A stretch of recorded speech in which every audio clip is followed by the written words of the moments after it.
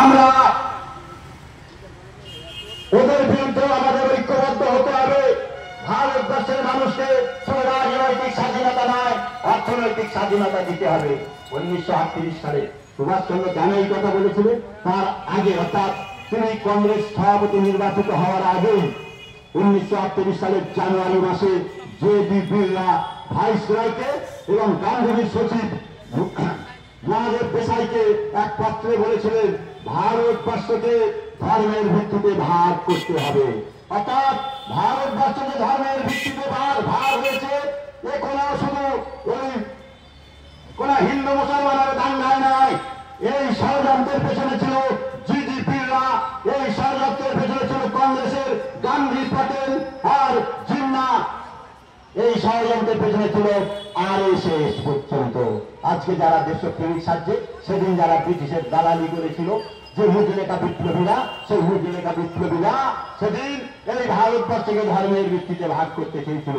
বিশেষ করে একটা সম্প্রদায় ভারতবর্ষকে ভাগ করতে চায়। এটা সেই কারণ ওই দেশীয় পুঁজিপতিরা বলেছিল যদি দেশকে এইভাবে ভাগ করে দেওয়া যায় তাহলে তাদের শোষণের সুবিধা হবে। তাই সেই করতেই তারা আজকে বাংলাকে ভাগ করে দিয়েছে। আজকে আমরা জানি না, আজকে কথায় কথায় সব এখানে আছে, অনেক বড় কথায় কথা বলে কেন্দ্র দিচ্ছে, কেন্দ্র কারো বাপের দেয় না। কেন্দ্র পায় কোথায়? কেন্দ্র আছে নাকি? কেন্দ্রীয় সরকারের ওই দিল্লির কথা কেন্দ্রীয় অফিস ছাড়া সম্পদ তো রাজ্য থেকে যায়। রাজ্যের সম্পদে কেন্দ্র চলে, কেন্দ্রের সম্পদে রাজ্য চলে না।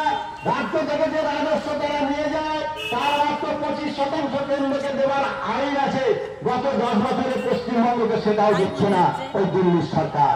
আর যেটা অবিভক্ত বাংলা, অর্থাৎ বাংলা মানে আজকে ভারতবর্ষ শুধু পশ্চিমবঙ্গ নয়, বাংলা মানে পশ্চিমবঙ্গ, বাংলা মানে ঝাড়খণ্ড, বাংলা মানে উড়িষ্যার এক অংশ, বাংলা মানে বিহারের এক অংশ, বাংলা মানে আসামের এক অংশ, বাংলা মানে ত্রিপুরা।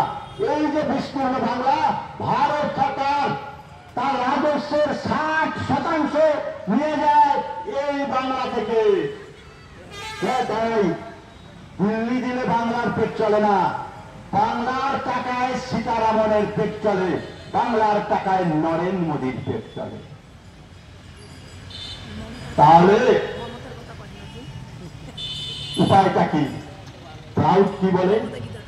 মানুষের সমাজ তৈরি করতে গেলে কি চলে? প্রথমে শুরু করি ধর্ম দিয়ে।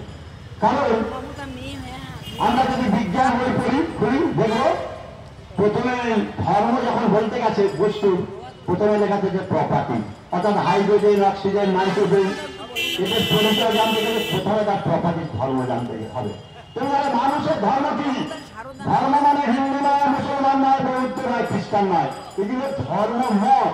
অর্থাৎ ধর্মকে গৌতম বুদ্ধ একটা দৃষ্টিকোণ থেকে দেখেছেন, সেটা তার মতবাদ, সেটাকে বলা হয় বৌদ্ধ ধর্ম।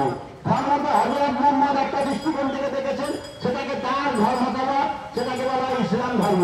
ধর্মকে জেসাস ক্রাইস্ট একরকম দৃষ্টিকোণ থেকে দেখেছে, সেটা তার মতবাদ, সেটাকে বলা হয় খ্রিস্টান ধর্ম।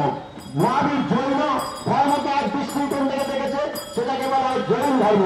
হিন্দু ধর্মে এরকম কোন একজন প্রফেট নেই, কোন নবী নেই, কোন আজকে যেটাকে হিন্দু ধর্ম বলা হচ্ছে, কেউ কেউ আবার হিন্দু শব্দটা বাংলায় গেলাতে পারেনি বলে তাকে আবার সনাতনী মূলকে মূলে প্রচার করছে। সেটা হচ্ছে শঙ্করাচার্যের পৌরাণিক ধর্ম, যেটাকে